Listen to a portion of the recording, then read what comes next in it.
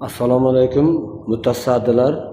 Mana Yatour, mana Qanot Sharq ofisi, mana Yatour kompaniyasi, mana bilet olganmiz. Biletni bitta oiladan ayolimni nomiga olganman. Bu biletni kelib iltimos qilyapmiz ofisdan. Shu o'g'limning nomidan, ayolim nomidan o'g'lim nomiga o'tkazib berishini. Bular hech qanaqa qonunda hech qanaqa narsa yo'q ekan.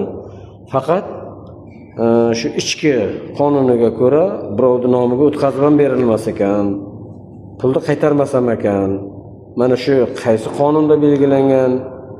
Biron bir tegishli mutasaddilar bormi? Hurmatli prezidentimiz, mana shu narsaga yorug'lik kiritib berishingizni so'raymiz. Bular qayerda qonunda belgilashgan? Qanaqa qonun bor bularga? O'zlari o'ziga ichki qonuniga ko'ra mana shunaqangi o'tirgan joyida biletni olib, sotib, qaytarib bermas ekan egasiga. Bu qaytarishi yo'q. Yo, men ayolimning nomidagi biletni o'g'limning nomiga ham qilib bera olmas ekan. Familiyani o'zgartirib, nima qilishda ham iloji yo'q ekan. Qayerda qonunda belgilangan desak, bizning ichki qonunimizda.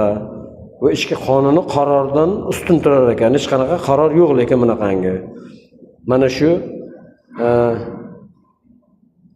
Yatour avia kompaniyasiga nisbatan bir xizmat tekshiruv tayinlanishini, fuqarolarni ham sal o'ylashini, Xudodan insof berishini so'raymiz.